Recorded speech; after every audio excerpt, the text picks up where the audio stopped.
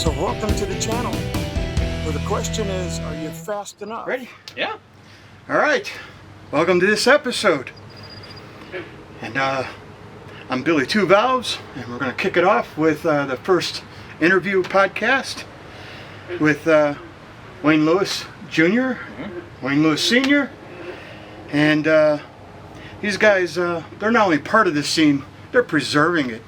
Wayne, you've been picking up memorabilia, doing interviews, making videos of the history of street racing, which I think is how we came to know one another because of an old picture that I did in the 80s. Glenny's Nova and a Camaro lined up on Scranton Avenue with the terminal. Tell me a little bit about that. How'd you come across that picture, and what made you decide to get in contact with me because of that? So this whole thing really started before the Piston Power Show, the Autorama, in 2020. We had this idea to try to get together some of the old street racers. My dad used to street race in the 90s all the time down on Bessemer. And that's how he knew Glenn, because Glenny would call and set up the races with my dad. So we had talked about doing a display with Cleveland street racing history, and tried to reach out to some people. And the Motorheads have always been, they were a street racing club, and obviously that whole world really heavily revolves around Glenny. So we met up with them and talked about, hey, do you guys want to get a display together and stuff like that.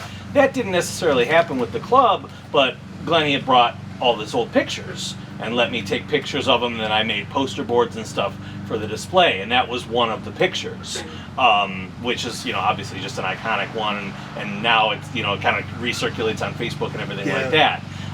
So the one night that we were down racing, I think Glenn had called you and had you come out and took pictures and everything, and we had talked briefly, and then I realized that you were the one that took that picture, and it was like, wow, this whole thing really got brought full circle, because now you've taken a picture of me racing my dad on the street. So it all really tied together really cool. That really, those are the kind of details in life that kind of really matter to me. I really think that this is what keeps the community together, the father-son aspect of it. I love that aspect. I love the community, because at the heart of it, I mean, the core group, and I'm not talking about the young kids now that get together with mommy and daddy's BMWs and ruin it for everybody. Right. That upsets me. Oh, it's horrible. So there's a need to keep what we do on the DL. You have to, because they run it for everybody. And anyways, so I know that you got this wicked van that you ride in the street, you take out everywhere. I know it's a Dodge van, what, a 78? 76 Dodge van, and you got a big block Chevy motor in it. Yep, 540. Blueprint. All blueprint on nitrous. Now, I've seen it on the street, and I know that it just absolutely is a sucker punch to anybody that would pull up against it, especially these kids in those BMWs. Could you tell me a little bit about the van and what led up to throwing that kind of motor into a van, and why not a Fox body or a G body or something along those lines? Yeah, so I've always, again, a lot of what I do is just a continuation of how I grew up. So growing up, my dad always had race cars, my dad always had custom vans. So when I was old enough to, buy vehicles, like my first car was a 73 Charger, big block 440 car, and I had a 78 Dodge Street van. And my senior year of high school, that's what I had. I had a big block Charger, and I had a custom van. So it's always been, that's just kind of always been my life. So after a couple of different variations, I built a 79 Dodge van called the Dangerous Species. And it was all custom, but it had the 440 that had been transplanted through a couple different vehicles, and I raced that. It went 1320s, so it wasn't, setting the world on fire, especially not by today's standards, but back in 2000, 2005, that was pretty quick, especially for a van. For anything back then. It was all my leftover parts. We laughed. We pulled stuff with our head. We was like, hey, throw this in there. Yeah, so I had that, and then, over time, just that didn't continue on. I blew the motor on it, and I was going to rebuild it bigger, and just kind of life just happened. So there was a van in that a club started putting together at Dragway 42. And they called it Back to the Track because they used to have van events at the track, usually at National Trails. So they put this event on, and we were there just in our vans, and watching racing with our vans. And my dad was like, "We're gonna build a van." Like we're gonna build a race van. So Dad kind of inspired it. Yeah. So ended up, like you do, you start checking Facebook and looking what's available. And this van came up for sale in Michigan, roller, mid-Dodge, with a full roll cage in it.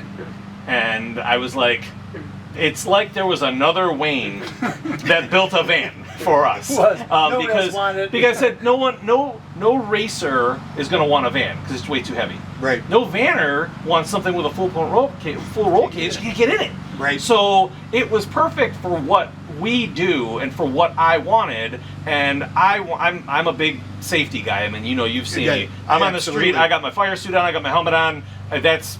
I like having fun, but I like going home too. Right, and I've seen you actually go out with a leaf blower, making sure that the street is clean of debris. Yep. I've seen you blow the dirt off of it. Yeah, so I take that seriously. So the fact that it had an 850 certified cage in it was a big deal to me because it was like, okay, this is a great foundation. The van was set up for a big block Chevy, so it came with the motor plate. It came with the headers that were built for the van for a big block Chevy. So it exhaust. It just made sense. So it just made sense. I mean, our very, very first idea was we were going to take the engine out of the 34 and just campaign the van with the engine, just have one vehicle. And that quickly, was like, no, we're going to have two vehicles. Dad's going to keep his truck and we'll build the van and I'll race that. So yeah, the van came up. We went up to Michigan and saw it, talked with Jim. Jim Klein, built the van. He wins Roadkill Nights like every year in the turquoise GTO. Really cool guy.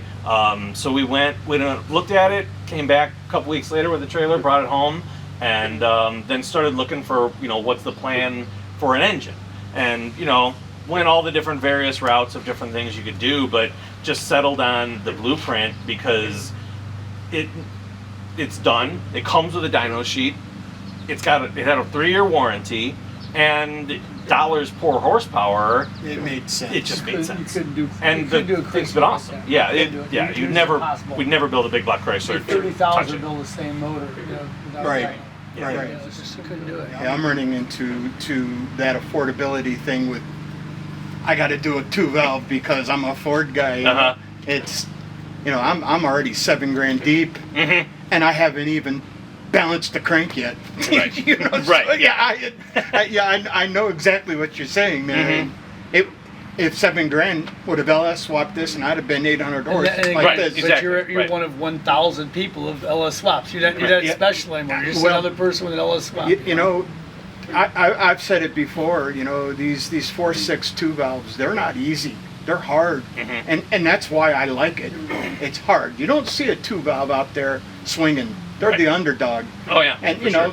next year, I was honestly hoping to be on the road with that Texas build, and I slowed it down because I was getting consumed with that. I got the cams, I got the pistons, Right. Well, then you had a setback with the pistons, right? And, Well, no, actually, what was it? There was something that was. I took a step back and I felt that, I've got a good set of heads that are PI heads reported. And I started thinking about this. I've put all this money in it already. I need to go and get the trick flow heads. Mm-hmm. And that's to do that, that's $3,000. I don't have that right now. Mm-hmm. So over the course of the winter, I'll have the trick flow heads, and then I'll put a good crank in it, and then that way I'll be able to come back out next year this time with a complete forged motor that I can throw 300 horse of nitrous to and be hitting 800 horse easily on a 2-valve because I'll be 12.5 to 1, which I don't know what I was thinking. I was honestly thinking about boost, but then I just got consumed with these pistons because I ended up having custom pistons done at Weisco.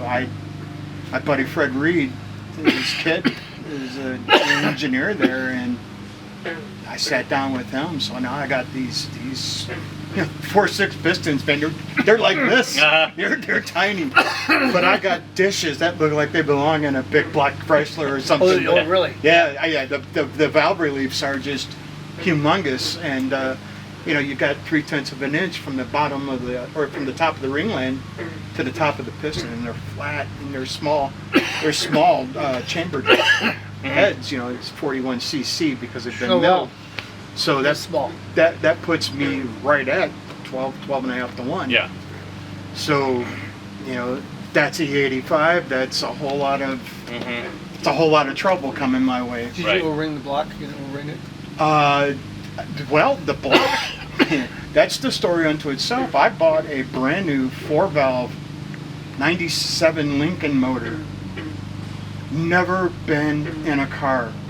Wow, that's cool. It had the original break-in oil in it. Wow. Never used.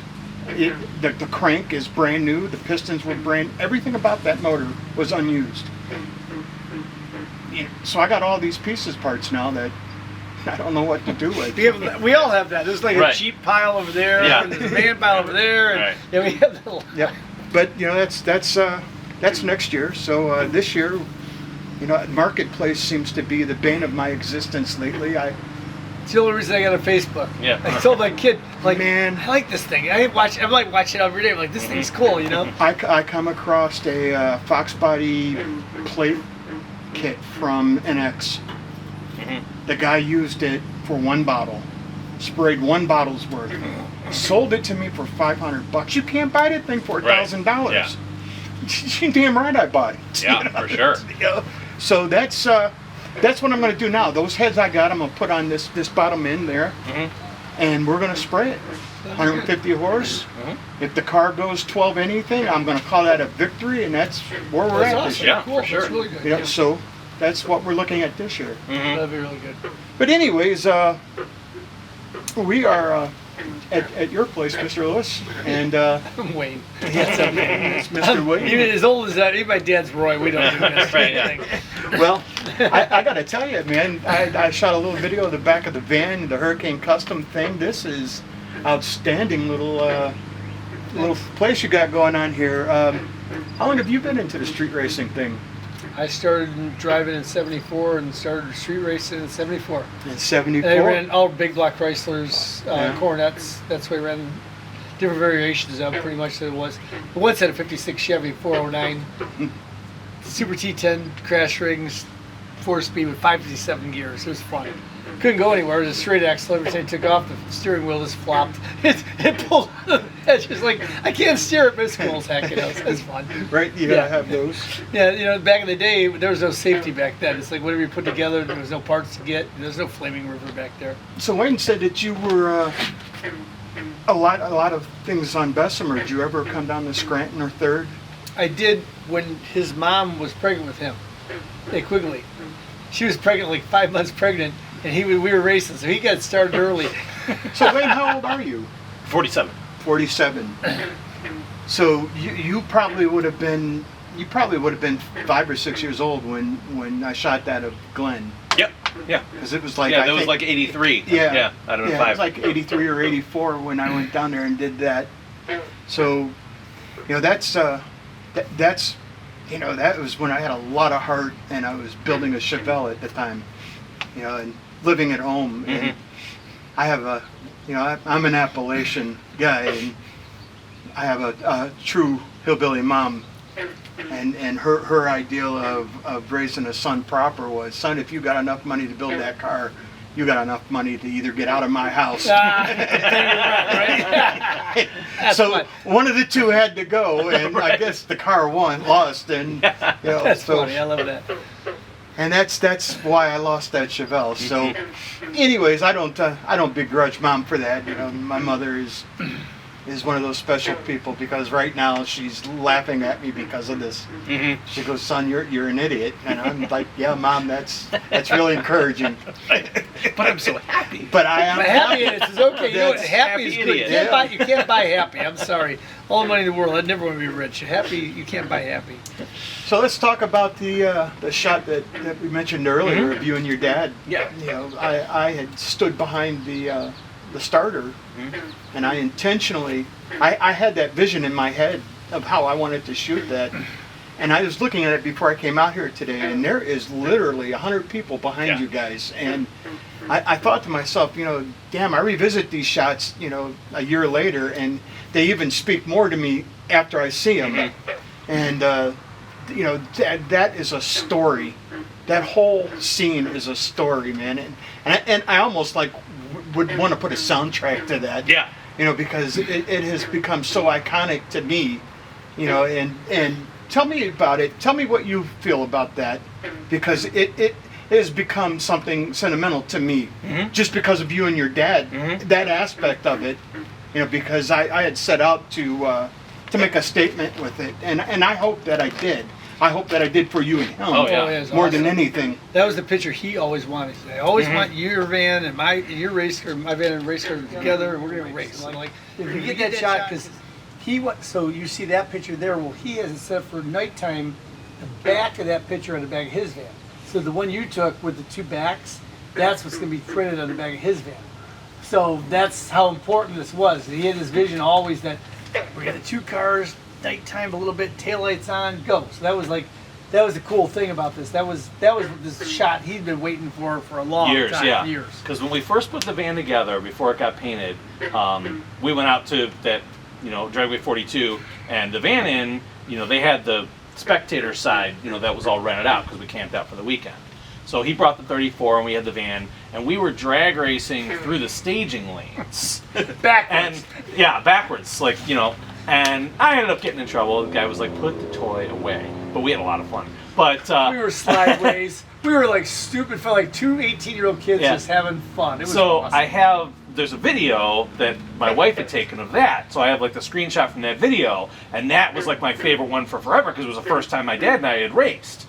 And we raced it, won No Prep Mania, and I never got a good picture of it. And then after that, it's always just been, you know, we only have one trailer. So, you know, usually we're campaigning one vehicle or the other. So that night, when I knew that we were going to be able to line up, I was like, this is going to be the shot. Like, this is what I've been waiting for. Because, like, I mean, again, it's absolutely sentimental. It's me and my dad. It's doing what, I mean, I used to pour his puddle on Bessemer when I was 14 years old, you know, so being able to grow up, he can still do it, I'm doing it, so to have all of that come together, and that's like just such a special moment in time that is forever. Right. And I love the whole montage. Like, dude, you took four pictures that night, and I can never decide between them which one's my favorite. I mean, because every one tells a little bit different part of the story, and I just love it. Yep. So as far as all that went that day, you know, and I guess everybody's down this year. Yeah. So there hasn't been any true street racing going on. Yeah, it's also with all that takeover nonsense. It's got everything's pretty hot right now. Yeah. And so it's not like, I know there's like an app where people, like, you can follow like the police helicopters and stuff, and they just circle the sheets and stuff every night now because there's all these meets and they're doing donuts in the parking lot and donuts in the intersections. So it's probably for the best that most people are down this year. You know, let it cool off. Yeah. You know, I actually, you know, the sad story, my daughter lives off of Tuxedo, right there by the sheets on Pearl Road. Yep. And I left her house one night, and I stopped at Sheets to get a road pop to go home on, you know, drink my my Diet Pepsi and take myself home back to Amherst. And I watched a kid pull out of the parking lot on a Hayabusa, and you know, I used to race the bikes, so that's where I started, was on the bikes. And I watched him pull out and go north on Pearl there, and I see him go up, and he's getting gears, and I watched him set it down and just tuck in. I mean, apparently the kid knew how to ride. I don't have to tell you, Hayabusa is flipping fast. Well, I went down the Ridge Road, and I decided to make come down Tiedemann and back up Pearl. Well, I started hearing sirens. And when I got back over to Pearl Road, they had the intersection blocked off right after the bridge. So, that little bridge that went over 480 there. And then as I got closer, I see 3 white cloths laying over different sections on the road. And I'm thinking, oh no, this kid really messed up bad. Yeah, apparently it tore him up. He couldn't slow down. A car don't have a chance of seeing this guy coming at him. Not 150 miles an hour. Yeah. Hell no. Yeah. And that's obviously what had happened. But then after that, I've noticed that the Cleveland police are always at that Sheetz every Friday and Saturday night. Always. And it's just, that has died down. But, all night long, when I go and visit my daughter, you hear the bikes and the cars, and, they've just absolutely ruined the culture. They have, and the thing is like, what we do, we know. What we do is totally different. And even whenever we would get visits from, authorities, they knew it was different. Yeah. They again, I'm wearing a fire suit. We've got extinguishers on the tree lawns. We're like, we have spotters to make sure we're not sending people into oncoming traffic. Like it's as safe as you're gonna get. But after, when that big takeover happened last September, and they shut all down the highways, and they're still prosecuting people for that. Yeah, the one on 55th. Yeah. The city had such an outcry of Yeah, everybody. You guys need to take care of this. So I get it why they're so strict, and they should be, because again, they're ruining it, and they're risking everyone's lives. Right, they're hurting people. Yeah, and it's a criminal element. It's really nothing to do with racing. They just happen to have cars that can do donuts and stuff. They're like lights. It's just like. Yeah, it just so. Yeah, you're 100% right. Right. Yeah, exactly right. Because all those people stand in the middle of the thing, and they got cell phones, and then if they get hit, they get bonus points. I'll tell you what. I always thought when you got hit by a car, like you were like, these people, it's like an Olympic event. They're getting hit by cars, flipping over, getting back up, high-fiving. What I've started doing, Wayne, honest to God, if I see one of those videos come up as a short in my feeds, I click not interested. Don't show me that. Right. I don't want to see it. Yep. Trying to kill it. And I would recommend anybody to do just that, because there's nothing positive coming out of it. These guys are killing they're killing the sport for us. It's not a sport for them. Yeah. It's just, all it is theatrics is all it is. Well, and they taunt the police. I mean, they do donuts around the cop car because they know they won't chase. Well, yeah, because they get pictures and they can say, "Oh, the cop did this." Right. It's like, but it's funny you said that about not having, not feeding into it, because I've had my channel for 5 years or so, and there was a meet at Legends in Parma, and somebody had come down with, and this was right as the takeover stuff was starting to happen. It wasn't fully, it was kind of in its infancy in this area. And I think it was like a stolen car from Michigan. They came down, and the guy started doing donuts in the intersection, and all the kids ran out there with their phones, and I walked the other way. And I'm like, I won't put it in my videos. Right. I'm not going to give you what you're looking for. Right. It was the coolest event too. I mean, we went in there. They had a burnout alley. They had food. They had people coming out. They had bounce houses. They had a big screen where people were playing Mario Kart. It was a nice event. Oh, it was so nice. Very well run. They killed it. Like some stupid kids doing dumb stuff. It was really nice. Yeah. In Parma Heights, and that was the cool part. Like, yeah, you're in Parma there. Heights. It was really Of cool. all places. Of all places, it doesn't happen. It's like speaking of get-togethers, I'm not going to go into detail about it, but did you get your invite from Barry? Yeah, I'll be there. Yeah. Cool. Yeah. So I wish I could fly a drone there. I know. But every time I've taken a drone, I get grounded by the airport. So, but I got a few more questions for you, and I think the best way is to just find it and ask you. because, like I said, I wrote down a bunch of That's stuff. a lot of papers. Yeah, it is. Yeah. Really nice Prepared, writing man. too, man. Yeah. You're Nice wow. I penmanship. can't do that. Yeah. Wow. Yeah, in my younger years, I used to be a designer for a civil engineer, and that's That's really nice. that's man. what's left over. That's awesome. So where do you see yourself in 20 years? Hopefully pretty similar to what he's doing. I mean, hopefully still with it, still doing it, a little bit smarter, a little bit faster, a little, you know. I mean, my kids are finally starting to get into cars. That's It's been a a long, question I was going to ask It's been a you. long road of Yeah. waiting. But you know, Yeah. See, that was that's my next question. and you know, so and that's, you know, this past year has really been a changing point for me too, because as you see your kids doing it, or you can give them support or advice, And direction. your own stuff doesn't matter quite as much. No. You know? No. So when we were able to put that drift car together for Noah and, you know, get that Coronet running for Wayne and teach him how to keep maintaining it, That's why 34 says, like, I have more fun watching my kid race and pitting for him and stuff than my own. Because you get more enjoyment out of the next one doing it. You know, Yeah. It's like Yeah. really cool. You really do. Yeah, so I mean, hopefully they stick with it. You know, I mean, I'm always going to do what I do, clearly, Right. because I've always done it. You know, Right. I mean, Well, no, I'm this far along and I haven't changed course yet. Yeah, so, you've got an identity. Yeah, and you you know. don't lose that identity just because you have kids. right. You know, and the twins, I think, are gonna. I think the twins are gonna get into the vans. You know, they really enjoy when we go to the vanning and everything. They don't like the racing as much. They seem like but- that they really enjoyed that trip cross Yeah. country, because Yeah. I watched. I'm thinking to myself, God, I am so seriously jealous because I have always wanted to do a road trip like that, because you know, I'm a photographer. Right. And I'm thinking to myself, God, if I could have done that, I'd have been 5 cameras with me and, you know, Right, 17 lenses. Yeah, I would have enjoyed that. Mm-hmm. You know, I so, give him credit to drive that much to have the kids get that enjoyment, because that was a lot in You a know, week. You did a great job. I mean, yeah, to do it for your kids, that's awesome. Well, you know, the kids need that kind of structure, I think.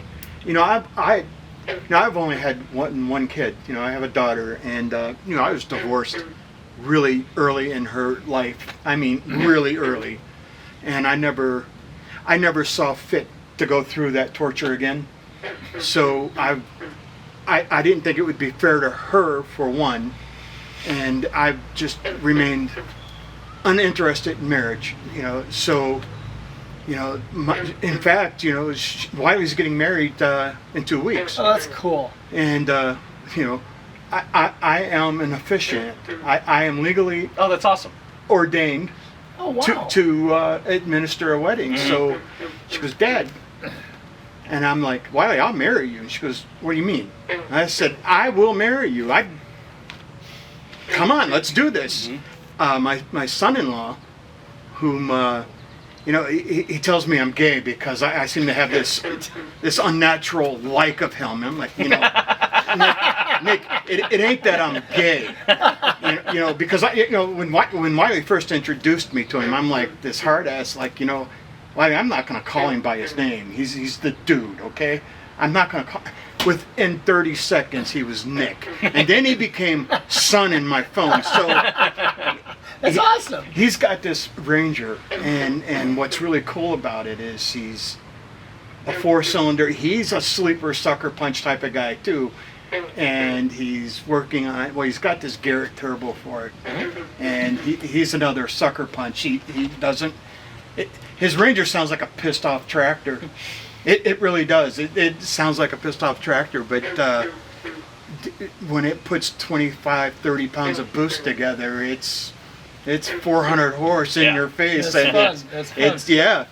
So you know, I've been hanging out with my son-in-law a lot, and you know, he's been helping me with. So we're gonna ask the question one more time because we died. So are you fast enough? You're never fast enough. There's always room for improvement. I think that we have to work on that new project, you know? I guess so. And with that, we're gonna call this one ended. All the day. But there was some footage that I needed to have while we were both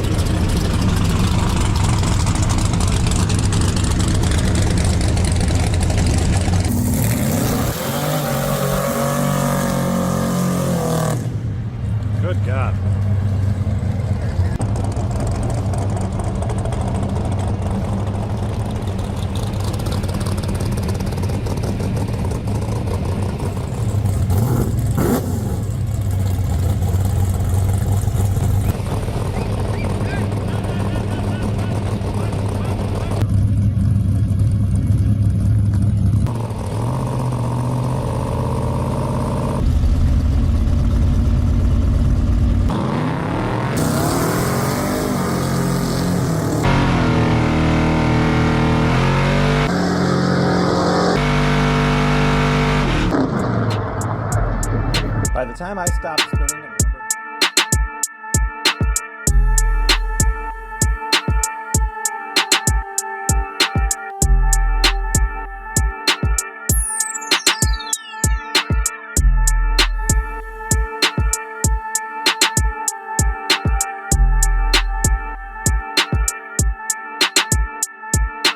Welcome to the future.